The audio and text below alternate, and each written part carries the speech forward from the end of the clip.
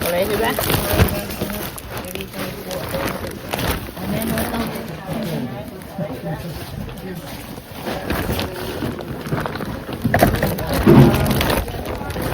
Jangan baca ni.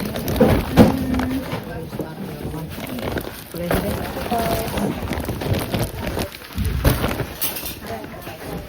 Kita boleh kan?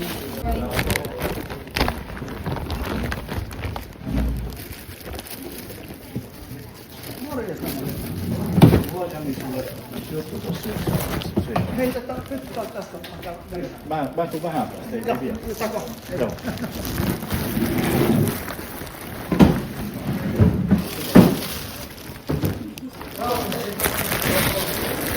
Got it.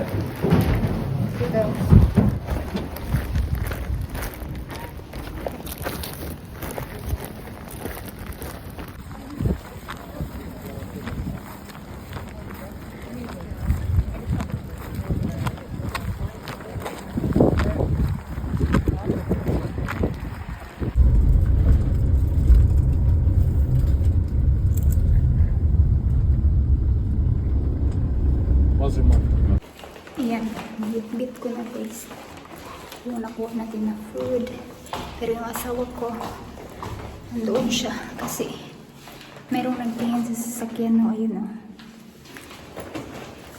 possible buyer ba yun, pinakita ko sa inyo kanina sa video yung nag-drive, tin-ride test, tingnan niya. Okay, alam niyo ba kung anong oras? Wait lang guys. So, yan guys. Dito na natin ituloy yung kwentuhan, no? Kasi, ang bigat kanina. Nahirapan ako paakit pabaya. Tapos, kanina, yung sabihin ko dapat, kanina is, imbis na, ay ganito kasi yan, nag-change yung schedule nila doon no, sa simbahan. Di ba dati around 11 man yata yun sila nag-start magbigay. So, nasabi nung mga kaibigan namin, no, kasama namin sila kanina dun sa sakyan. Kasi, basta nagpunta kami sa Ticorila. Since pupunta rin naman kami, so sinama na lang rin namin sila kasi magpunta daw sila sa ano. Basta meron silang pinuntahan, so para maisa na lang yung lakad ba, parang hindi na sila mamasahe. So, ayun, tawag nito, sila nagsabi sa amin na nag-change daw yung time na hindi na daw 11 kundi hapon daw around 2 to 4 somewhere daw there.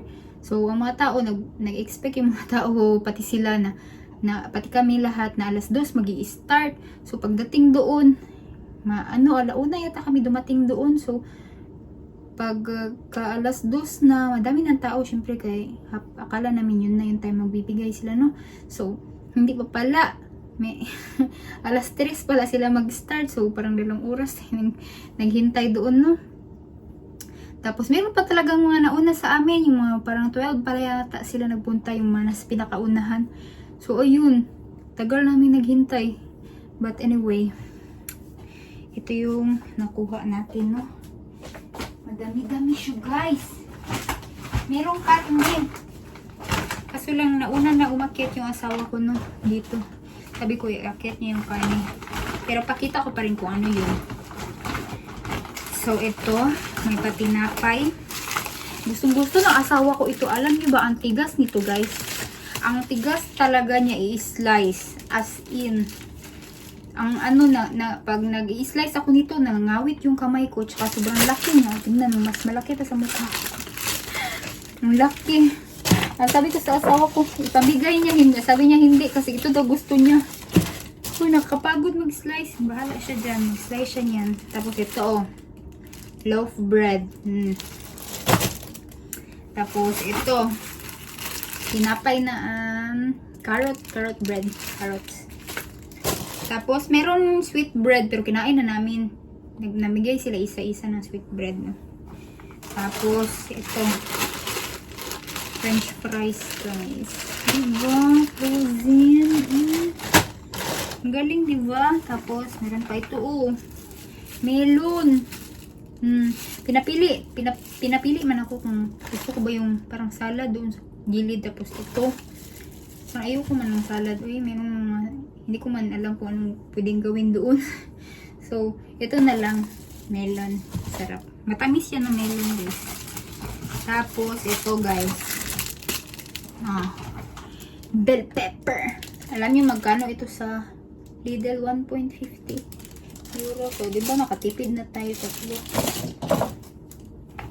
Tapos, ito oh, pipino, dalawa.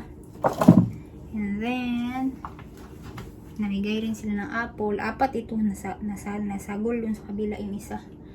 Apple. And then, itong sili. Yan. Next bag. Ito, tinapay. Kuha ka lang kung anong gusto mong tinapay. So, kuha lang ako doon. Ito yung napili ko. Tinapay na ganito. Tapos, ganito na tinapay. Black. Tapos, loaf bread. Ito gusto ko. Parang pandesal lang. Parang pandesal natin. Tapos, ito. Maliit pala ang nakuha ko. Pero parang color orange siya. Diba? Melon. Yan. Apple. Tapos, ano pang apple? Ito yung nasagol. Sili.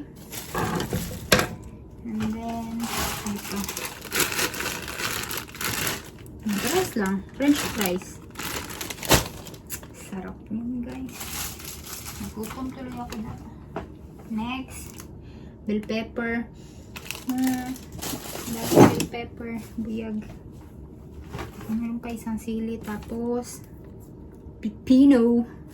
Hindi pa ako nakapag-arrange talaga, guys. Ang gulo pa rin dito.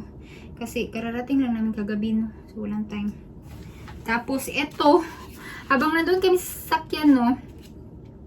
Merong lumapit sa akin lalaki. Sabi niya, parang hindi ko siya naintindihan. Kasi sabi niya, in Finnish yata yun. Parang sinabi niya, gusto mo ba sa'yo na lang? Parang sabi niya ganun ba? So, syempre, nakakahiya ako, hindi. Tinanggap ko eh. Yan o, binigay niya. Tofu. So, di ba?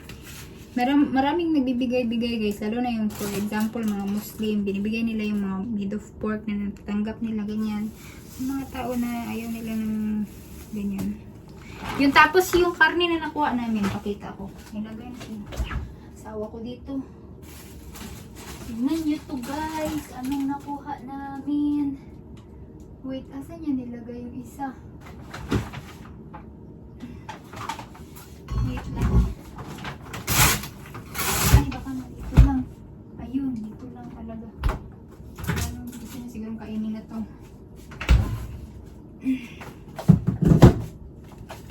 Pork.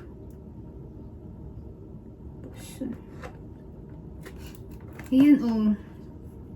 Kala ko manok. Gusto ko pa naman manok. Marinated siya. Ayan, oh. Di ba ang laki? Tapos ito, guys. Ang bongga. Nakuha ng asawa ko. Farmers New Zealand lamb. Pinamimigay lang nila ang lamb dito, guys. Di ba? Mahal ito. Sobrang mahal ng karne nito. Di ba? Bungga ang free food. Bungga ang free food is Finland.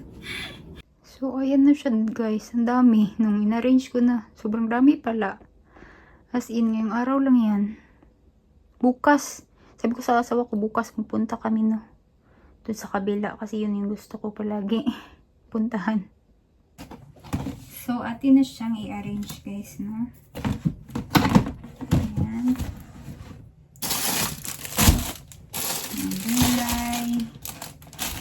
Gutom na talaga guys kasi pag-uwi namin galing sa Russia, wala, napansin ko sa mga dahon is, ano na, orange na yung color ng mga dahon, nalaglag na sila. Ay, autumn na guys. Sunod nito, winter na naman. Nako, maganda lang ang winter guys, pero hindi maganda pag ano no, sobrang tagal. Alam niyo naman winter dito, sobrang tagal guys. Ilang buwan, 6? Nakakaano ba yan, no? Nakakasad sa winter. Anyway, wala tayong choice. Nag-asawa man tayo ng afam. So, dito tayo papunta talaga. Char. Yan. Lagayan, ano ito? Ano ito, no? Yung parang, sa karne niya ito galing. So, hinugasan ko lang. Oh. Di ba ano kung lagayan ng mga gulay. Yan. Hala. Meron pang lime, oh. Lang. Umalis baya kami tapos ito. Nangunot na. Nangunot na. Ilang araw baya kami sa Russia. Ay, hindi ilang araw. 1 linggo pala kami. Nangunot na yung gulay. Yan. Tapos, so, dito lang to sa labas para mabilis mag-defrost. Ito, ibalik na natin sa may rep. Itong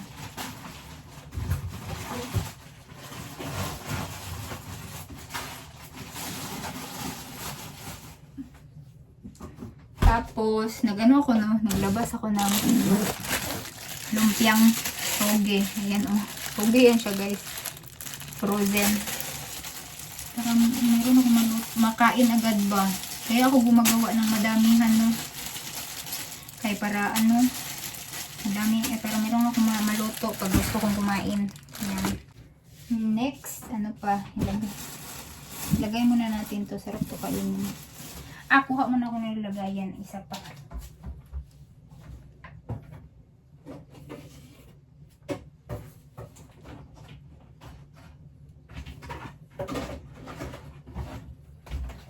Ito, oh. Diba? Nagagamit natin. Nagagamit ko eh. Hindihan natin ng mga prutas. Yan. Para arrange siya sa rep.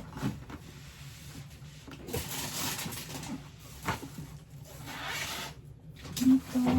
And then, yan. Binigyan kami ng kilala namin ng ano, oh. Mushroom. Pickle. Hindi ko alam kung pickle. Pickle siguro ito. Homemade. Oh, di ba? Ang galing. Magaling sila magawa-gawa ng mga pickle guys. Hindi uso sa akin yung pickle no? And then, itong tofu. Ilagay natin sa freezer. Tanggalan ba natin siya ng ano? Let's see. Let's see.